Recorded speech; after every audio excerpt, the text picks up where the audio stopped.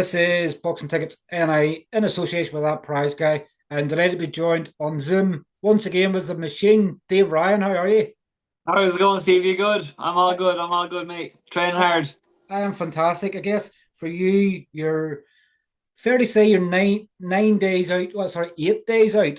Yeah. From obviously the the opportunities. I guess you probably wanted in your professional career. I know you're going into fight eight next week as a pro, but coming off the back of a defeat last time out, you probably thought things might go a different way. You might be fighting a journeyman on the card to get back to winning ways to get other opportunities. But like for you, I guess, this is the opportunity you get into boxing for. Oh, 100%, 100%. It's the opportunity you're looking from day one, like, so it would have been mad to say, oh, no, I'm not ready for that. I'm ready for anyone. I'll fight anyone. Doesn't matter who I'll fight them. So Ian takes into the groove chat. Dave, there's a fight for you. I'm in. I didn't even look at the opponent. There was a video sent in, didn't even look at it. I says, yeah, I'm game. If you didn't take it and you seen him get beat by someone else that you could beat, you'd be fairly disappointed in yourself. So I was kind of like, it's a win-win for me. It's massive, massive platform. People get to know who I am then and see what I'm about. I'll definitely impress someone over there. So it's a win-win for me. Do you think sometimes, they look at it like, to give you an example, like you're coming off a defeat, like, do you think you would have got that if you had won last time out and you were 7-0? Like, do you think they've seen an opportunity, they've seen you getting beaten, getting stopped, and then they go, well, this is the perfect sort of opportunity for us? Like, do you think the fights come about because of that? I actually only had this conversation with someone at work the other day, which is mad because I was saying it, I was like, okay, so I was meant to fight for the British Celtic title at 140. Then a couple of days out, the fight got changed to 147. There was a bit of confusion after it and a blah blah whatever. So we fought a way bigger guy than we were meant to fight. Uh, yeah, he beat me. End of. If I had beat him, I most definitely wouldn't have got that shot at this fight. Or the guy that beat me recently, just won a BUO, a BUO, BU, WBO belt in Japan. I wouldn't have got that either. So, it just shows like it's. I wouldn't have got it if I won. I would not have got that shot. It's remarkable, like I can remember Carl Frampton fought was it Mexico, I think it was. He fought. It was his first fight over there, and he got dropped twice in the first round. One was a Yeah, in fast America, yeah. knockdown. Ended up winning in points, but that ended up leading to the Scott Quigg fight. Ended up leading to this Leo Santa Cruz fight Yeah, because of we're course. going. We think we're getting Frampton on the way down rather than on the way up, and it's things sometimes work out in mysterious ways in boxing that people go, oh well, are we now get them an easier touch? Like this is probably coming off your first defeat, that's probably fired you up even more to go, now I know what it feels like to lose as a professional. You're not going to let it happen again. Yeah, 100%, 100%. Like this whole losing as a professional, like it doesn't really bother me. Well, it does bother me, but like some people go to dark places over it. Like, I've been a professional kickboxer. I've lost. I've bounced back. I'm well used to it. So it's nothing new to me. I'm not gonna sit at home and you lost. Okay, get on with it. Get back fucking training, and that's it. So that's exactly what I've done. So that's why we're here now. Exactly like so. But if I had beat Colin Cairney. yeah, I wouldn't have got this shot, and I wouldn't have got the shot he got in Japan. So it just shows. What do you know, obviously, of your opponent, Khaleel Majid? That's probably one of the easiest names I've pronounced in quite a while. But what do you know of Khaleel Majid? I don't really know a whole lot to be honest, Steve. I don't really study people. I let Sean do all that. He seems to be tall. I'm tall myself. I'm rangy, so like it's looking to be like a good fight. He's 15-0.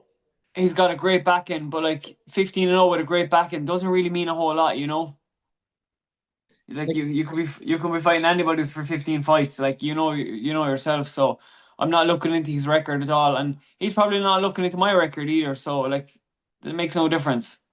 It's one of them sometimes, like particularly on the UK scene, like it seemed to be you could get the 10 or 15 and 0 easy enough because the way they sort of manage them. Like, do you sort of look at his record in some ways maybe as it could be inflated because of the caliber opponents? Like you're 7 fights in, you've already fought domestic fights and things like that. Like he sort of hasn't really. I think last time out he fought Alex Murphy, but other than that, it was 6 and 8 rounders. So like it's Yeah. not like he's coming into this fight with a whole extensive range of fighting 10 round fights, 12 round fights. So you're sort of maybe getting them at the right time. Yeah, hopefully, if it's gonna work out like that, that's gonna fall right into my hand because 10 rounds, 12 rounds, I love them kind of fights, you know. But like, I'm gonna use my head this fight and box properly. Uh, if I have to get into war, I'll happily do it. So it makes no difference. He's tall, rangy. That's all I really know of him, to be honest. Yeah, I guess sometimes if you know some strengths that they have, like you're saying, he's tall and rangy, he's probably going to work a lot off the jab. So you're going, I need to get in close to him and things like Yeah. that. Not probably giving too much away, but you look at the sort of. I guess the good thing is sometimes you can gauge it in a fight. Like Shaun will say to you, "Oh, he's good at this or he's good at this," but you'll not know. Sometimes you get in there the first round and you go, "What is this guy actually like?" Yeah, do you know, yeah, because like you can be told so much about someone and then like it plays on your head. Where like I never really watch anybody because I don't really care what they do. I'm more worried about what I can do. So like if I'm really worried about what they're gonna do, I'm gonna forget what I can do. So that's why I never watch anybody. Just go, I'm just gonna do my own thing, paint my own canvas. So it's way easier that way and you're not wasting time studying people. Now, sometimes you can have a look at them and see what kind of they do, but I really don't bother. Huge opportunity, obviously fighting in the co-op live arena. Like it's a brand new arena, the sort of boxing. Like I think it's only been used less than 2 years. Obviously on such a great card. Like, are you still at this moment sort of pinching yourself, Dave? At this moment, sort of come like, I guess what we've talked before, and you've sort of said about fighting in England and fighting and everywhere else. Like, did you ever think that this opportunity was going to come? Probably so early on for you. I knew it'd come, but I didn't know when it'd come. If that makes sense. Like when I won the BUI title, like it was nearly bad luck to win it. Do you know that kind of way? Like I was out of the ring for nearly a year and a half. Numerous fights fall through, cancelled this, that. Like I missed out on a whole year of being active, like from stupid little things. So like, yeah, I knew I'd get the call, but it was just when, like, because you're seeing all these other boxers and you're way better than them. You beat them any day of the week, and they're getting these opportunities. You're like, oh, hold on a minute here, what's going on? So I knew I'd get it eventually. I guess, probably the circumstances sort of come round to it. Obviously, I spoke to Tony McGlynn, obviously, the other week. I was supposed to be initially you and him, obviously, in a rematch on the card that happened 2 weeks ago. For you, it was just a case, I think I spoke to Tony about this and he understood it. But for you, a case, it was probably a better opportunity for you to fight in a Frank Warren card than to have Oh, a of rematch with course. Tony Like in Dublin. I go over here and beat this guy, my future's secure. Like like, or I fight in Dublin, I beat Tony again. What do I get? Pat in the back. That's all. Like no disrespect or anything like that. It was just a better opportunity that I couldn't leave past. Like, like that. These are the opportunities you're waiting for. That's where you're going training. You're bursting your backside every day. Hoping for a call like this, and then you get it, and you have to turn it down. No thanks. Yeah, it's one of them, isn't it? Like we know that this boxing game's like, there's not a lot of money in it sometimes, and you have to look for what makes financial sense to you, and even for Of your course. profile as well. Like, for you to get a big win, next Saturday in Manchester, like that raises your profile tenfold, where you now become, everybody's going, who is Dave Ryan? And they're going Yeah, of searching on course. YouTube for you and looking more into your profile, and bigger opportunities could come. Like I said to you before we started. Ando Kakachi won the British title against Sam Bowen as the away fighter. It then ended up being that he gets signed by Frank Warren, so that could be potential for you as well. Fingers crossed. So it's like there's a lot more risk reward fighting over there than fighting in Dublin. That's what made more sense to me. Speaking obviously on last time out, obviously, unfortunately, obviously you were stopped by Colin Cairney, but like initially it wasn't supposed to be Colin Cairney. You were supposed to have a different fight. Can you tell me Yeah, sort of what happened and what happened to the change of opponents? Because there wasn't really much said. It was just obviously that he was out, and then it was a new opponent. And like I guess when you're preparing for one type of fighter, and it was supposed to be for a belt, and then the fight was changed. It was up at welterweight, not the weight class that you fight at. There was a lot No. on in the background. Yeah, it was a bit all over the place last minute. Like realistically, like I was about four. No, it wasn't. It was about 2 weeks out from the fight. The fight got changed. I was fair close to weight as it was, so it didn't. I didn't have to kill myself to. But I said, look, he said I can still get you on the show. Or Kyle Boland is out, or I think that's his Hey name. Boyd. Yeah, Kyle Boyd is out. We can get you someone else. He named out his record. I was like, nah, I'm okay. I was like, I don't want to go over here and just pick up a win and fight no one. Like, it makes no sense. So then a couple of days had passed. I'm still training like I had a fight. Then one of his own fighters, the guy I actually fought, Colin Cairney, his opponent pulled out. So they asked me would I step in and take that, but at 147. So I was still very light. I was about 5 pounds lighter at the time. So I was like, yeah, what have I to lose? My mindset of if I go in there and throw a shot, I can land a shot, so I don't really mind. So I said, yeah, I'll take it. So I started slowing my training down so I could put the weight back on a bit. And I didn't put on a whole lot, but I came in at 144. So I was comfortable. I had breakfast, so I wasn't drained going over, which was nice for once. And then we made the weights and all that was done, and then sure he was 3 or 4 times the size of me when I come fight night. But he landed one good shot, like that was it. Didn't go down. I was still standing. I was still ready to fight. Now I thought the referee jumped in too soon, but that's his job, not mine. So Yeah, I'd prefer to be carried out of there than walked out of there. So that's just you prefer to lose that way. it's a pride that kicks in sometimes. I think he landed a left hook. I think it was, which sort of Yeah, yeah. I threw a shite right hand and he landed left hook. But like for the whole round, I was coasting the whole round. So just look, shit happens, get on with it. But yeah, it's one of them, like as you said there, you'd rather be carried. You don't want to be stopped on your feet, but I guess as a sort of neutral, sort of sometimes I'll try and class myself as a neutral when I'm not when I'm so yeah, tight at the Irish fighters. But I guess when he's landing a barrage of punches, and I think at that stage you were trying to throw punches back, but they were nowhere near the target, yeah, yeah, as if you were sort of blind. It probably left the referee with no option, probably other than the jumping. yeah. Look, he had to do his job at the end of the day. So that's it. Like so. What changes for you? Obviously now, Dave, coming off a defeat, like does that make you hungrier? Like, what does that change mentality wise? Like, how's camp been since? Like, does that just fire you up? They show, they say to people like that wasn't me in the fight. It was caught by a shot. No discredit to him. Like he's been on in a bigger one elsewhere. Like for you, is this just a chance for you to redeem who you Yeah, are as a fighter? yeah, 100% redeem myself. Like I fought the Saturday. I was back sparring that Monday night. Like for once, I can't remember the last time I was back sparring. Now I'd usually go back training the next day as it is, but not back sparring.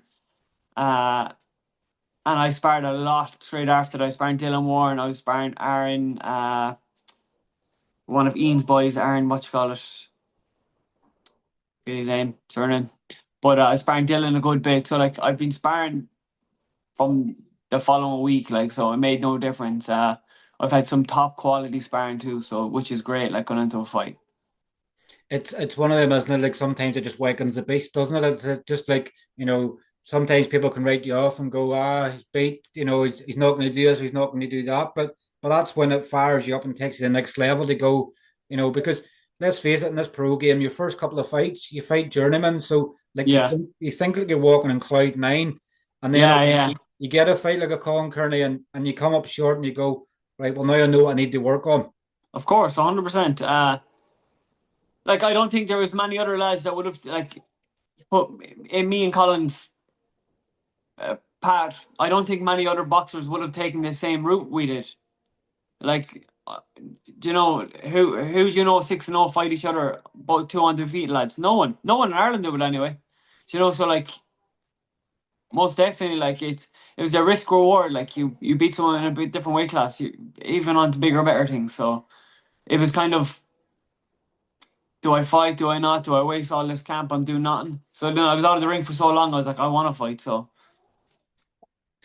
Where do you sort of, picturing victory next Saturday night? Like, where does that sort of put you? Like, does that keep you away from, domestic level? Like, there is, I know you've probably seen online since Tony McGlynn drew, Paddy Walsh called him out. You've Senan Kelly at the weight. Like, where do you sort of? I know you don't want to look too far ahead because obviously you've an important fight next week. yeah, yeah. But a win next week for you, does that put you in line for an Irish title? Like, does that put you past it? Where do you sort of see moving forward after a win next week? Like I beat this guy next week. Like it puts me. I think it puts me in a bigger line for a different title, not an Irish title.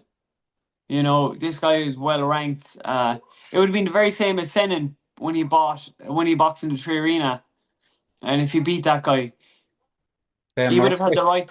You know, even if, okay, if you take his Irish title out of it, I know he has that and all that, but if he didn't have the Irish title, he boxed that guy from the UK and beat him, he wouldn't be looking for an Irish title. He'd be looking for a bigger title. You Yeah. know, like that like at the end of the day, like the Celtic and the Irish title, there's not a whole lot of meaning behind them. Okay, they're an Irish title, but like you get no ranking off it anymore. So Yeah. at the end of the day, it doesn't mean a whole lot anymore. It's something I've Uh, noticed, in the last couple of years. It's like, winning an Irish title, like it used to be, I don't know, pre-COVID days, it used to be it got you yeah, ranked top 15 in Europe, and now it yeah, seems yeah. to be, it doesn't get you anywhere nowadays, and it sort of Not seems to nothing. be So like like going, like, what's the criteria that's changed here? Because you're a national champion in your area. If someone wins the British title, they're ranked probably in the top 15. It seems to be the Irish title doesn't have any yeah, meaning anymore.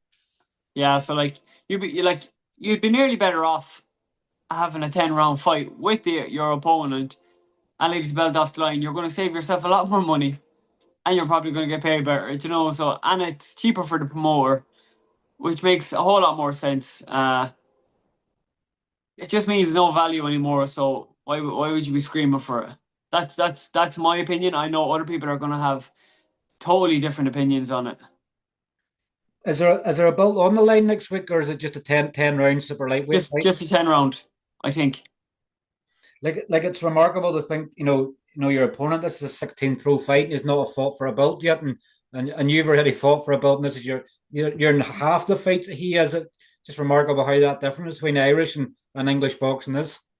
I think it's mindsets. To be honest, who wants to be fast tracked and who doesn't? You know, if I could, the first couple of fights I would have went from a 4 round, 6 round, 8 round, 10 round, but it just didn't work out like that. It's I'll just double check in there. I can't see anything on BoxRec DC, just in case somebody comes back and go, Yeah, they fought for such and such, but I can't see it. It's like, I'm looking there, the amount of 4 rounders stuff he had. He mustn't have boxed. Um, I'm just checking here.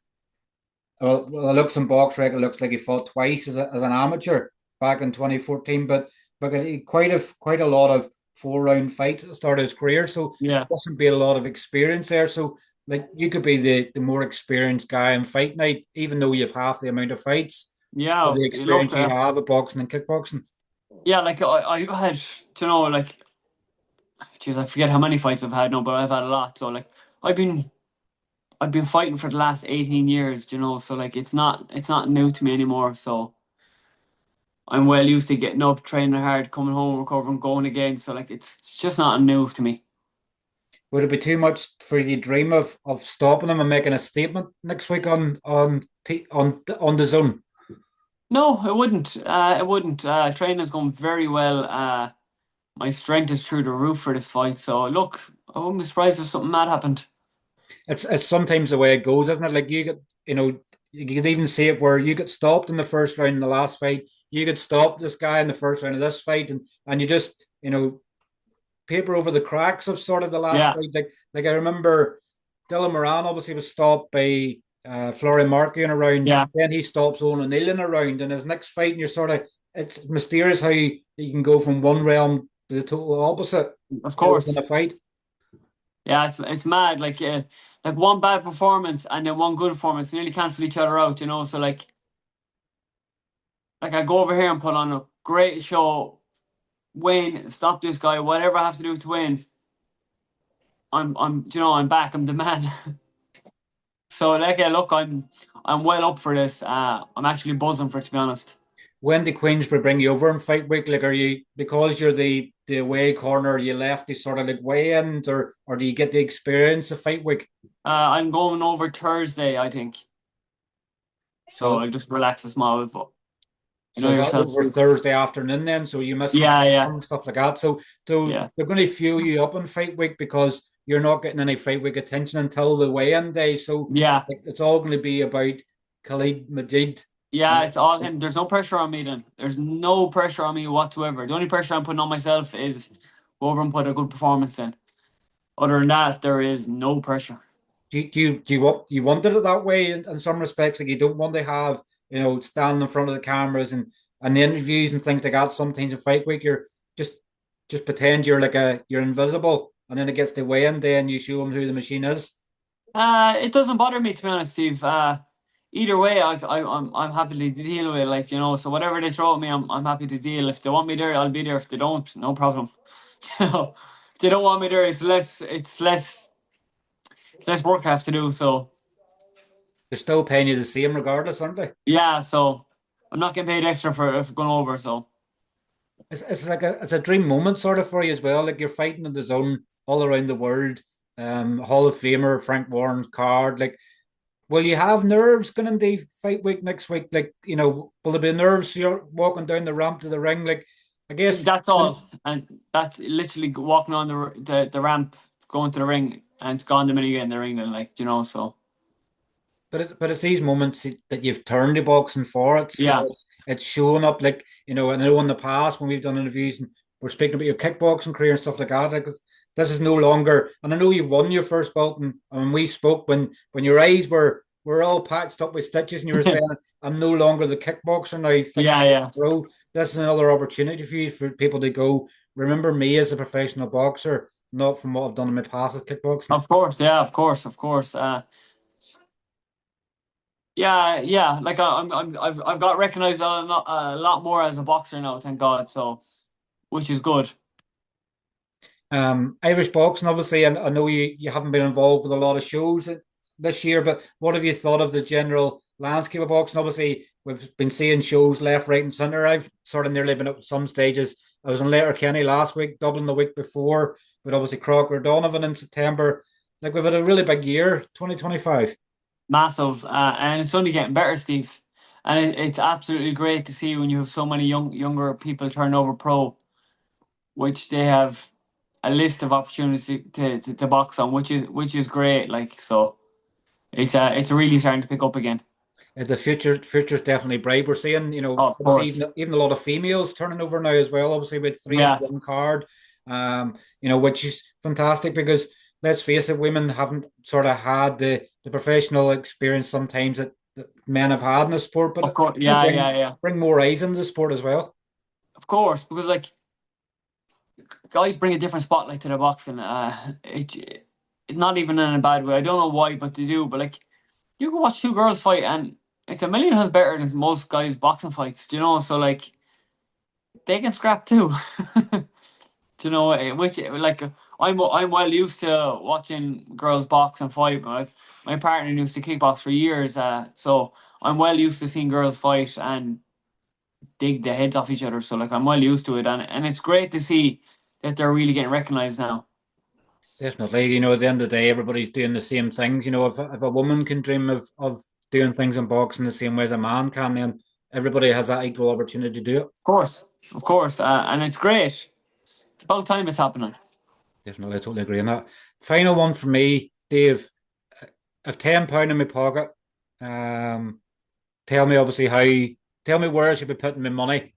For Put it next on Saturday Dave night. Ryan. Dave Ryan to win either way, knockout, stoppage, anything. Put on Dave Ryan to win.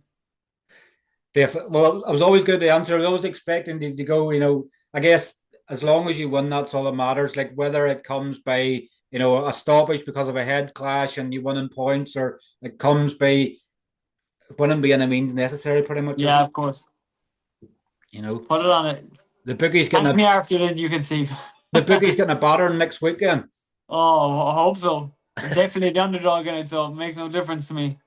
But here, sometimes the underdog always has to have a story. Like we've seen so many times, like Andrew Ruiz beating Anthony Joshua.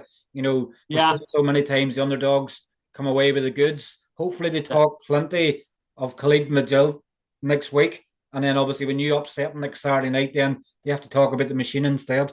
that's it. That's it. That's the plan. Definitely. But look, Dave, thanks as always for your time. Obviously, we hope this next week this day next week you'll be weighing in. But obviously, go well. Obviously, in fight week, with our fingers crossed for you. We'll stick this tenner on for you on the bet. We'll see what odds we get, and maybe I'll have to send you half it down. Thanks a million, Steve. Cheers, I'm Dave. looking forward for the winnings. Definitely. Cheers. Thanks for All your right, time. Take Steve. Thanks care. a million. Appreciate it. Cheers. Thanks. Bye bye. Bye bye. Bye.